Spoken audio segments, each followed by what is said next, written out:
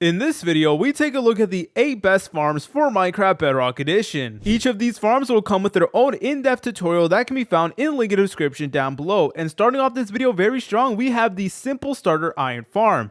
This is the most basic iron farm that you could possibly build in Minecraft Bedrock Edition. In my opinion, is incredibly effective. It will essentially allow you to get an infinite amount of iron. So here's how the farm does look like. We have beds right over here, and on top of that, we have 20 villagers, all of which do have an occupation out of here with the fletching table, and up here in the top portion is where the iron golems do spawn in. Now, some important things to note about this farm is that you will need to use a lot of villagers, so I highly recommend you guys build a train system when you do construct it, basically connecting a village to your farm. And also what's really cool is that 2 iron golems at a time can spawn in, but they honestly spawn pretty frequently. And also another pro tip I recommend is that if you're using this farm, I highly recommend that you give each of these villagers a name tag, and giving them a name tag will basically prevent them from ever despawning. So if you're worried about that, then all you gotta do is give these villagers a name tag and they should be good to go. And yep, as you can tell, our iron golem is literally spawning in right over here, and this doesn't really take up that much resources as well.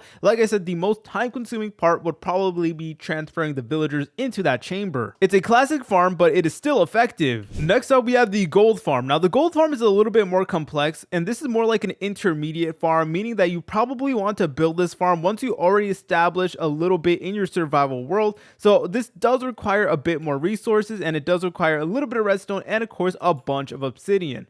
So the way this farm works is that you got to turn this on, and it is essentially turning off and on this nether portal, and eventually piglins should be spawning in, and they should funnel down here into our kill chamber, where then we will be able to get their gold. If you guys are wondering how the mechanism looks like, here's how it looks like. There is a bunch of lava over here, and then there is a dispenser that is constantly dispensing out water. And as you can tell, we already have some piglins spawning in. So basically, you have to go ahead and make a chamber that goes all the way down here. Obviously, you want to go ahead and include a ladder. And yeah, from here, you can go ahead and just kill them all, and you can basically get all of their loot. And this here is honestly such an effective farm. We already got a bunch of gold swords, a gold nugget, and of course, not to mention all of the crazy XP that we will get from this farm. Now, I know there's so many other complex gold farms out there, but if you want a nice starter, friendly, easy gold farm, then this is definitely the farm for you. Next up, we have the sugarcane farm. Now, the sugarcane farm is incredibly useful as it will allow you to construct things like sugar, cakes, all that good stuff, and basically it's one of those resources that you could use for a lot of different things in Minecraft. And my personal favorite thing about this farm is the fact that you can extend it to however long you want. So at the moment, this farm is like 5 blocks wide. However, if you really wanted to, you can go ahead and extend it out to like 100 blocks. It really is up to you. And the way this farm works is that every time the sugarcane does grow, it will activate a observer that is behind here, and then it is going to go ahead and dispense out the dispenser, and then it is going to fall in, and all of it is going to lead into your chest over here. So it does take a little while for the sugarcane to actually grow. However, this is a completely automated farm, and best of all, it has barely any redstone. So if like huge redstone contraptions confuse you, I highly recommend you guys actually go ahead and build this farm. And like I said, all of these farms can be found in the link in the description down below, where I show you exactly how to build them and exactly what materials you will need to use. But this is a low cost farm, and best of all, it is extremely flexible. You guys can make it 100 blocks wide if you really wanted to, and it's simple and it'll get the job done. Another great resource that we could heavily utilize in our survival world is a cactus farm. And the beauty about a cactus farm is that it is completely automated and requires little to no redstone. As you're able to tell, we get like this checkerboard pattern over here, and essentially what happens is that when the cactus does grow, this fence post right over here is going to automatically break it, and then all the cactuses are going to funnel into this hole, and they're going to drop down to the hopper right over here and into a chest where you could basically get an infinite amount of cactus. Now, similar to the last farm, one thing that I really like about this cactus farm is that you could extend it to however big you want it. So right now, it is relatively small, but if you really wanted to, you can go ahead and make it like 100 by 100 blocks, so long as you do keep the checkerboard pattern. This is an easy farm and is definitely a classic that I highly recommend you guys to utilize in your survival world. Next up, we have this simple chicken farm. This is an incredibly easy farm that any of you guys could build in survival Minecraft. You don't need many resources, and best of all, it is incredibly light on redstone. So like I said, if you don't like constructing huge redstone contraptions, then this is the farm for you. And essentially, the way the farms work is that whenever the chickens do lay eggs, the eggs will go into the dispenser and then it will dispense out some chickens, and then the baby chicken will be over here in this block, and whenever they grow,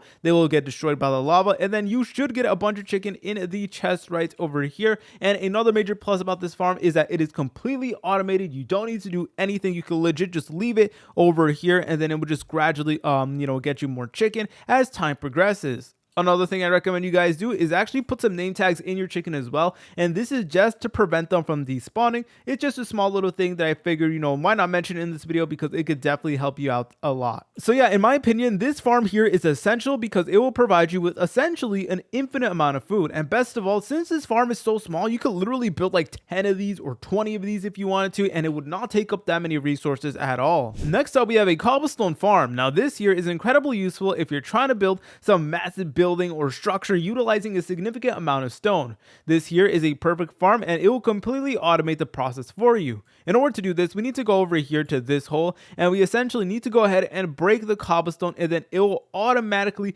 respawn in, as you're able to tell over here. But obviously, if you're doing this in survival, you would go ahead and use a pickaxe, and essentially we have some water funneling into lava, and then that is what is creating the cobblestone, and you guys could basically get an infinite amount of cobblestone. The cobblestone will funnel down into these hoppers, and oh my goodness, as you're able to tell, it is incredibly effective. Look at that, guys. So that is how you know that this farm is the real deal. Next up, we have the Enderman farm. Now, one key aspect of survival Minecraft is of course transportation, and one of the most effective tools that you guys could utilize is the Ender Pearl, and this farm will essentially give you an infinite amount of Ender Pearls. So for this, I'm actually going to put myself in survival mode, and the reason that is because when you're in survival mode and you look directly at the Enderman, they will all come to you right over here. And from here, you guys can go ahead and start killing them with a sword. And basically, their eyes of enders will drop down into this chest over here. Yeah, we already got some ender pearls over here. So like I said, this is incredibly efficient farm over here. But please be careful. Just make sure you construct it well. And obviously, I highly recommend you guys like put some type of walls over here so you don't accidentally fall into the void.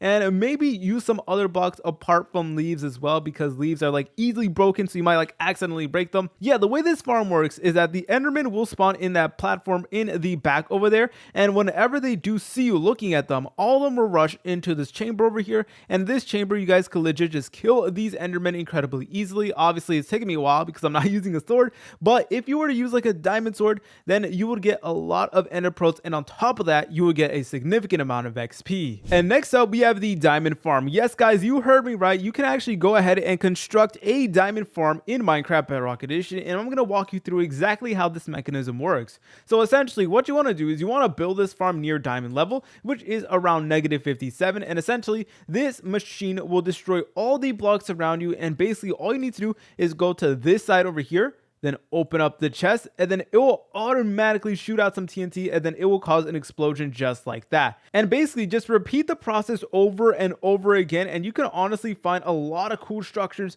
a lot of cool ores with this machine over here. And it's honestly not too hard to build either. It's pretty simple. However, it does require a little bit of slime blocks and a little bit of piston work, and of course a little bit of observers working as well. So it is a little bit heavier on redstone, but it is honestly not too bad. And like I said, I made a full in-depth guide for every single one of these tutorials, and yep, you're able to find like cave systems over here, diamonds, all that good stuff like this. Diamond farm is honestly pretty unique in my opinion. Now, it is a little bit hard to make, and that is mainly because of these two blocks over here. Those are ancient debris, which basically do not break whenever you do put TNT on them. So yeah, it's really important that you do get that block over there. But yeah, basically, if you just do this over and over again, you're guaranteed to find diamonds or some other ores at some point, and you can basically automate the process. And in my opinion, this farm right over here is incredibly efficient. Remember guys, if you want to learn how to make any of these farms, all of them can be found in the link in the description down below, where I show you in depth how to construct each of them.